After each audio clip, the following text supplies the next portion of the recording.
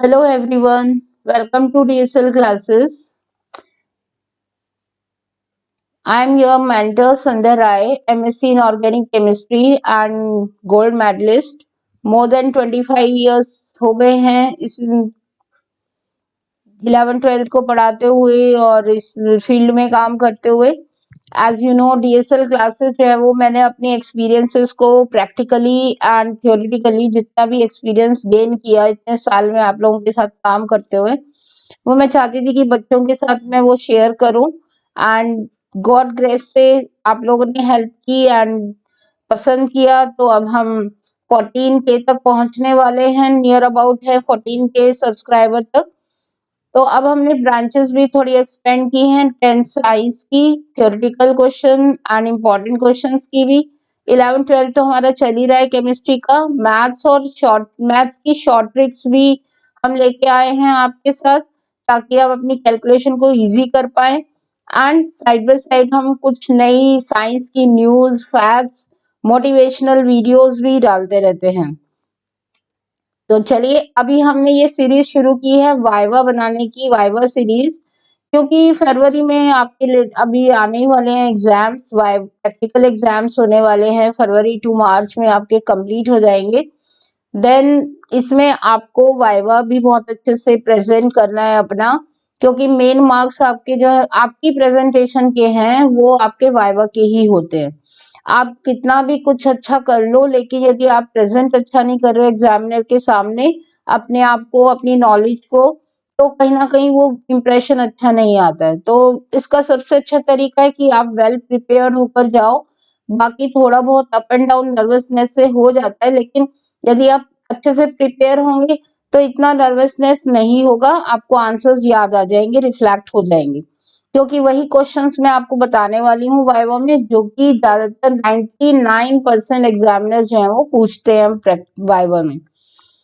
तो चलिए, वाइवा का पार्ट 1 मैंने कल डाला था, उसी का कंटिन्यूटी है ये सेकंड पार्ट। टाइट्रेशन के कुछ क्वेश्चंस रह गए थे, वो आज मैं आपको बता रही हूँ। तो फर्स्ट क्वेश्चन देखते हैं, क्या मोलालिटी और मोलारिटी सेम होती हैं? दे कैन आस्क कि क्या मोलालिटी और मोलारिटी सेम है, और यदि आप मोलारिटी निकाल रहे हो तो how it is different from the molality. तो भैया दोनों टर्म्स जो हैं वो अलग अलग होती हैं। मोलारिटी क्या होती है, जब हम number of moles of solute को 1 लीटर सॉल्यूशन बनाने में उसको डिसॉल्व करते हैं सफिशिएंट सॉल्वेंट में, then it is called molarity. And obviously ये हम मोल्स पर लीटर में जज करते हैं। एंड वेरी इंपॉर्टेंट थिंग कि मोलारिटी जो है वो टेम्परेचर डिपेंडेंट होती है। लैब में हालांकि हम 12 तक मोलारिटी ही करते हैं, लेकिन ज्यादा अच्छी एक्यूरेसी जो है वो हमें मोलारिटी में मिलती है, इसलिए हायर रिसर्च वर्क में आप मोलारिटी ही करेंगे। मोलारिटी 12 तक ही रहती है काफी। मोलालिटी क्या होती है, जब हम number of moles of solute को 1000 ग्राम ऑफ सॉल्वेंट में बाय मास हम सॉल्वेंट को लेते हैं और सॉल्यूशन बनाते हैं, then it is called the molality. जो कि क्योंकि वहां पर मास में हम कैलकुलेशंस कर रहे हैं, तो वो टेम्परेचर इंडिपेंडेंट हो जाती है, क्योंकि मास जो है वो टेम्परेचर पर डिपेंड नहीं करता। ठीक है, तो इस टाइप से आप डिफरेंस बता सकते हो दोनों में, एंड रिलेशन भी बता सकते हो। मैंने पिछली वीडियो में आपको दोनों का रिलेशन भी बताया हुआ है। तो मोलारिटी और मोलारिटी को हम एक साथ कैलकुलेट भी कर सकते हैं, एक चीज को दूसरी चीज में कन्वर्ट भी कर सकते हैं। सेकंड क्वेश्चन आता है हमारा, पूछते हैं मैक्सिमम कि KMnO4, why does KMnO4 act itself as an indicator. कि KMnO4 हमने पिछले वीडियो में देखा कि भाई हाँ, इस टाइट्रेशन में सेल्फ इंडिकेटर है KMnO4, लेकिन ये KMnO4 सेल्फ इंडिकेटर की तरह वर्क क्यों कर रहा है? Why does it is working as, हमने तो नहीं कहा भैया ऐसे इंडिकेटर की तरह वर्क करने के लिए, क्यों करता है? क्योंकि देखो, डाइल्यूट सल्फ्यूरिक एसिड जो मीडियम हम ले रहे हैं, इसमें हम डालते हैं ना हाफ टेस्ट ट्यूब या 1 full test tube sulphuric acid की डालते हैं एसिडिक मीडियम देने के लिए। तो उस मीडियम को देने के बाद जब KMnO4 जो है वो रिड्यूसिंग एक ऑक्जेलिक एसिड या फेरस सल्फेट के साथ जो है वो वर्क करता है। इन दैट प्रोसेस जो है जब KMnO4 जो है वो अपना कलर, जब उनके साथ रिएक्शन हो रही होती है as an oxidising agent, KMnO4 work कर रहा है, and oxalic acid ferrous sulphate reducing agent की तरह वर्क कर रहे हैं, तो उनके आपस में रिएक्शन हो रही है। जैसे ही वो कंप्लीट हो जाती है रिएक्शन, जितना वॉल्यूम हमने लिया था 10 ml या 20 ml, उसके अकॉर्डिंग जितना कंजप्शन होना था रिएक्शन में, वो जब कंप्लीट हो जाता है, तो क्योंकि KMnO4 का कलर होता है वॉयलेट, और वो जब तक वो रिड्यूस होता ऑक्सीडाइज होता रहता है और दूसरे को रिड्यूस करता रहता है, तब तक उसका कलर चेंज होता रहता है, वो कलरलेस कंपाउंड में बदलता रहता है। लेकिन जैसे ही एक ड्रॉप भी उसका रिमेनिंग एक्सेस में बच जाता है और उसका रिएक्शन नहीं हो पाती, तो वो अपना पिंक कलर जो है वो रेजिस्ट करने लगता है, जिसे हम क्या कहते हैं, that is called the end point. ठीक है, तो एंड पॉइंट इसीलिए आता है क्योंकि KMnO4 अपना वर्क करना बंद कर चुका है, वो ऑक्सीडाइजिंग एजेंट की तरह वर्क नहीं कर पा रहा है क्योंकि वो कंप्लीट कर चुका है रिएक्शन। दैट्स वाई उसमें चेंजेस नहीं आते हैं और उसका कलर सेम रह जाता है। Now coming to the next question कि भाई एंड पॉइंट क्या होता है इसमें टाइट्रेशन में। तो आपने यदि प्रैक्टिकली किया है तो ये आंसर आपको अच्छे से आता होगा, घबराने की बिल्कुल बात नहीं है। कलरलेस, पहले जब तक आप डालते रहोगे सॉल्यूशन, जो कलर सॉल्यूशन में आएगा आप उसे शेक करोगे तो वो कलरलेस हो जाएगा। जैसे ही वो रिएक्शन कंप्लीट हो जाएगी ऑक्सीडेशन रिडक्शन की उन दोनों के बीच में, वो एक लाइट पिंक कलर दे देगा, उसे हम कहते हैं एंड पॉइंट। तो means colourless to pink, light pink colour आना चाहिए। और ध्यान से देख लीजिए, ये मजेंटा कलर नहीं आना चाहिए सॉल्यूशन में, इस टाइप का बेबी पिंक कलर आना चाहिए। तो डार्क कलर नहीं लाना है आपको, प्रिकॉशन, ये ध्यान रखनी है प्रिकॉशन आपको टाइट्रेशन करते हुए। ठीक है, नेक्स्ट क्वेश्चन पर आते हैं।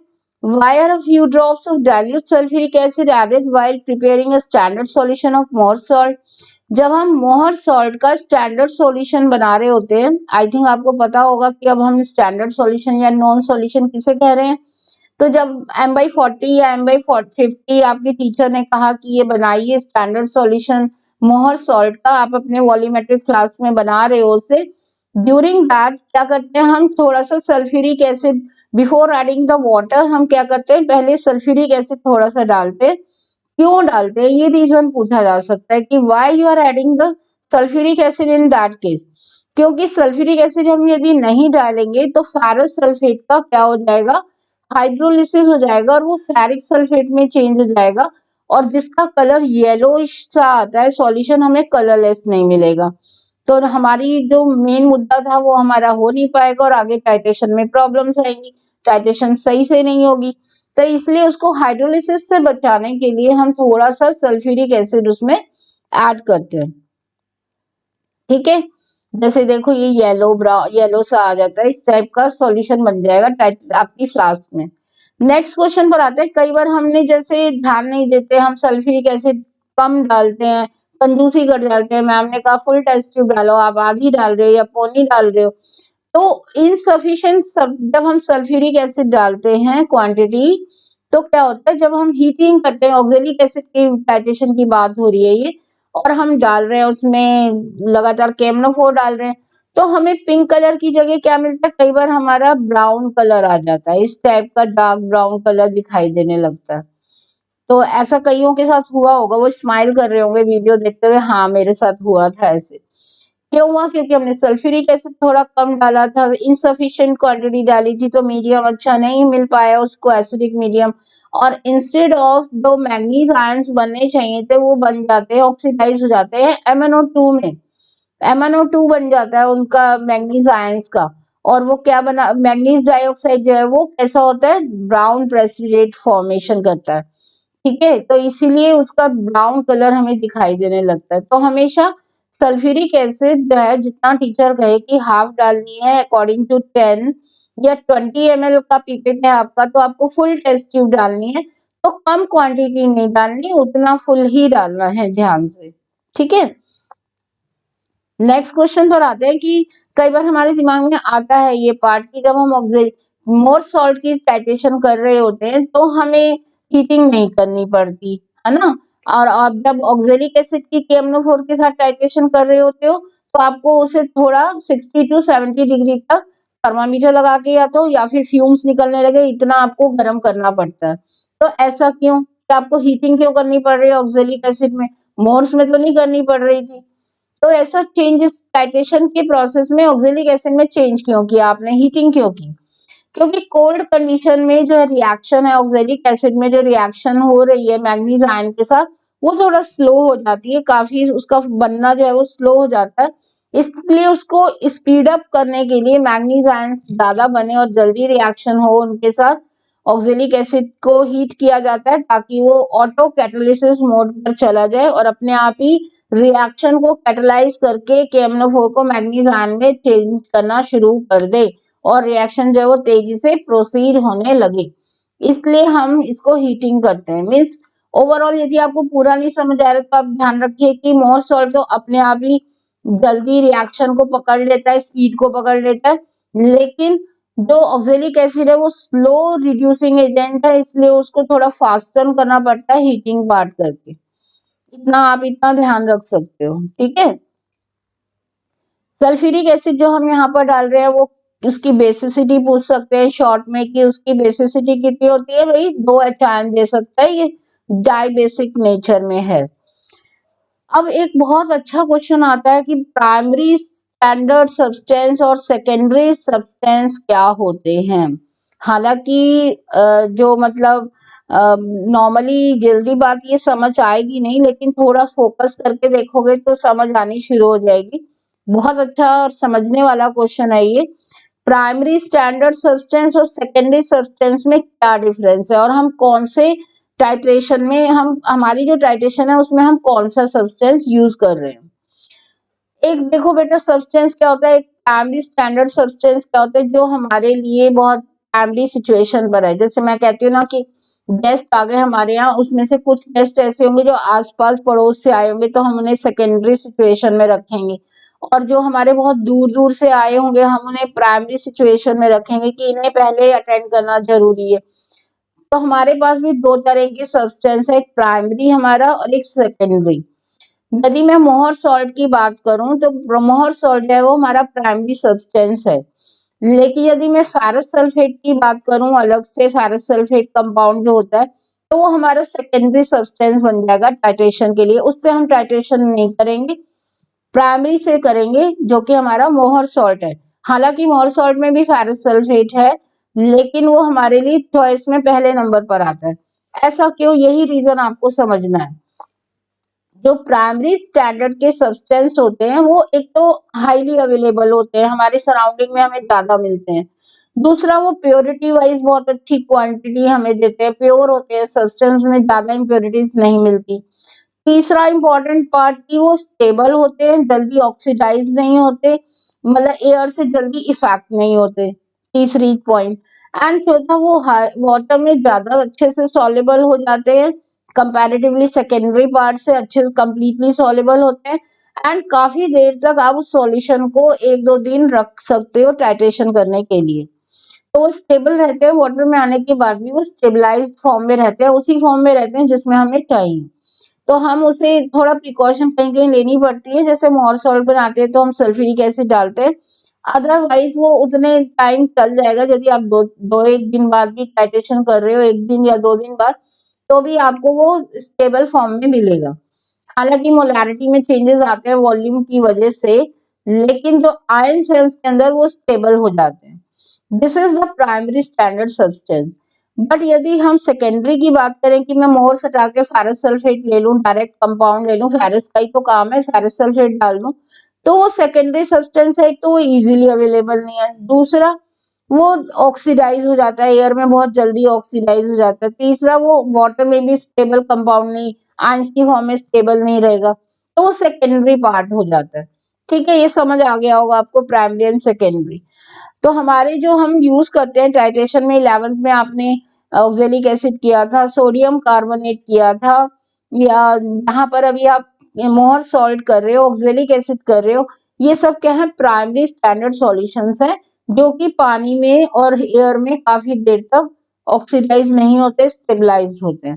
थोड़ा सा कहीं कहीं ध्यान तो रखना ही पड़ता है। नेक्स्ट क्वेश्चन पर आते हैं जल्दी से। मोहर salt preferred as primary standard over ferrous sulfate in volumetric analysis. I think आप इसका आंसर अब दे पाओगे अपने आप कि हम मोहर सॉल्ट को प्राइमरी स्टैंडर्ड सब्सटेंस क्यों मानते हैं फेरस सल्फेट के बजाय, उसको प्रीफर क्यों करते हैं टाइट्रेशन करने के लिए। I think now it is clear to you कि जो मोहर सॉल्ट है वो हमारा प्राइमरी स्टैंडर्ड सब्सटेंस क्यों है, क्योंकि वो एयर में जल्दी ऑक्सीडाइज नहीं होता एंड काफी स्टेबल रहता है सॉल्यूशन में आने के बाद भी, जबकि फेरस सल्फेट बहुत तेजी से जल्दी ऑक्सीडाइज होकर फेरिक सल्फेट में चेंज हो जाता है। तो ये आई थिंक आपको क्लियर हो गया होगा अच्छे से। चलिए यहाँ तक हमारे टाइट्रेशन के क्वेश्चन जो है वो अब कंप्लीट हो गए। नेक्स्ट वाइवा वॉइस जो मैं लूंगी वो आपको मैं सॉल्ट एनालिसिस की कराऊंगी एंड वन बाय वन ऐसे ही हम फिर फंक्शनल ग्रुप की भी करेंगे। तो हर एक से रिलेटेड क्वेश्चंस में आपको इम्पोर्टेंट 10-15 क्वेश्चंस इम्पोर्टेंट डिस्कस करूंगी जो एग्जामिनर आपको आपसे 100% में गारंटेड क्वेश्चंस वो ये पूछता ही है, यही पूछेगा, ठीक है। हाँ, यदि आपने ये भी तैयार नहीं किया तो फिर मैं क्या कह सकती हूँ। चलिए अब ये तो हो गई एकेडमिक पार्ट की बात। अनअकैडमी के बारे में थोड़ा सा हम डिस्कस कर लेते हैं कि अनअकैडमी जो है वो एक बहुत अच्छा क्रिएटिव कॉर्नर प्रोग्राम लेके आए हैं 2021 का। 31 जनवरी को होने वाला है, 9 बजे शुरू होगा। और जैसे कि मैं आपको हमेशा ही बताती हूँ कि कोई भी बच्चा यदि ह्यूमैनिटी या कॉमर्स का है तो उसको भी आप बताइए इसके बारे में एंड आप तो खैर अटेंड करेंगे ही, आई एम वेरी श्योर कि आप अटेंड करेंगे इसे।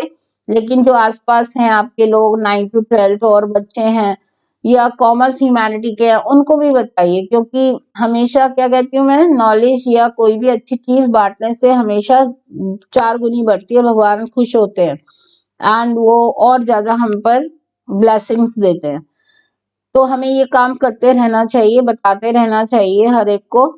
और बेटा वैसे भी हमें एकेडमिक पोर्शन हम करते हैं, यदि हम 6 डेज हम अपना टाइम टेबल फॉलो कर रहे हैं तो हम एक दिन अपने लिए कुछ ऐसी चीजों के लिए भी रखेंगे जो हमारी क्रिएटिव चीजों को एनहांस करे, जो हमें ऑलराउंडर बनाए। तो हर एक के अंदर कोई ना कोई छोटा सा मैजिशियन, छोटा सा पेंटर, छोटा सा आर्टिस्ट छुपा हुआ होता है। कोई सिंगिंग बहुत अच्छी करता है, कोई ड्राइंग बहुत अच्छी करता है। उसको अपने इन स्किल्स को और एनहेंस करना चाहिए टाइम टू टाइम, जब भी टाइम मिले, मौका मिले उसे करना चाहिए, क्योंकि इन चीजों से हमारी पर्सनैलिटी जो है वो ग्रूम होती है। एंड साइड बाय साइड हम थोड़ा रिलैक्स भी होते हैं, एकेडमिक पार्ट से थोड़ा सा रिलैक्सेशन आता है। और जब भी आप थोड़ा सा गैप दोगे अपने एकेडमिक इसमें तो आपका फिर दोबारा पढ़ने का मन करने लगेगा, फोकस अच्छा आएगा। तो हर चीज के लिए अच्छा है ये, आप अपने आप को ग्रूम करिए, अपनी पर्सनालिटी को ग्रूम करिए। आज का टाइम ऐसा नहीं है कि आप सिर्फ एक ही चीज पर फोकस करके बैठे हो, आपको हर चीज का मास्टर बनना होता है। आप अपने टीचर को भी देखते होंगे ना, टीचर स्कूल में होता है तो टीचर जो है वो आपको पढ़ा भी रहा होता है, वो लैब भी संभाल रहा होता है, वो साथ में कोई ना कोई प्रोग्राम यदि चल रहा है, 26 जनवरी जैसे आ रही है तो 26 जनवरी का प्रोग्राम भी तैयार करा रहा होगा, वो हाउस वर्क भी कर रहा होगा, वो आपको कहीं ना कुछ मोटिवेट भी करता रहता होगा, ड्राइंग में भी हेल्प कर रहा होगा कहीं। कभी कभी आपके स्कूल में बहुत सारे प्रोग्राम्स भी होते होंगे, जैसे कि फेयर वगैरह होता है, वहां भी टीचर काम करते हैं। मैंने खुद बहुत काम किया है इस टाइप का। तो नेचुरली हर एक को आना चाहिए, क्योंकि वो आपके कैरियर में आपको जो कहीं ना कहीं बहुत इम्पोर्टेंट होता है आपके कैरियर के लिए। तो आपको भी आना चाहिए, क्योंकि आपको अपना कैरियर बिल्डअप करना है, तो शुरू से ही अपने आप को उस टाइप से बना के रखिए। तो इतना डिटेल में अब मैं भाषण नहीं दे रही हूँ, जल्दी से टाइम बता रही हूँ कि आपको कब ज्वाइन करना है। 31 जनवरी को 9 बजे से शुरू होगा ये programme and totally it is free of cost. और जो नए हैं इस चैनल पर उन्हें मैं बता दूं उन्हें कैसे ज्वाइन करना है। अनअकैडमी ऐप डाउनलोड करनी है सबसे पहले एंड देन जो डिस्क्रिप्शन बॉक्स में लिंक होगा उससे लॉगिन करना है एंड गोल सेलेक्ट करना है आपको। कैरियर जो भी आपका ये गोल है, जैसे स्पेशल क्लास होता है, कभी आपका कैरियर क्विस्ट होता है, या फिर अभी क्रिएटिव कॉर्नर है, तो वहां पर आपको वो सेलेक्ट करना होगा। एंड यदि आप फर्स्ट टाइम ज्वाइन कर रहे हो तो आपको एक इनवाइट कोड डालना होगा, that is your DSL classes, क्योंकि आप अनलॉक नहीं होंगे, अनलॉक की हुई हैं क्लासेस तो फर्स्ट टाइम एक बार डालना होता है एंड देन वो रजिस्टर हो जाता है आपका वहां पर, एंड देन जब भी आप वहां पर ज्वाइन करेंगे तो वो खुल जाएगा लॉक उस वहां पर। इवन आप यदि सब्सक्रिप्शन भी ले रहे हो तो आपको इसी इनवाइट कोड से डीएसएल क्लासेस से 10% का डिस्काउंट भी मिल जाएगा। ठीक है, तो जरूर ज्वाइन करिएगा और एंजॉय करिए और अपनी स्किल्स को ग्रूम करिए। वहाँ अच्छे एडुकेटर्स, अमेजिंग एडुकेटर्स आने वाले हैं आपको सिखाने के लिए। तो मिलते हैं नेक्स्ट वीडियो में फिर एक और अच्छे अमेजिंग टॉपिक के साथ। Till then bye everyone.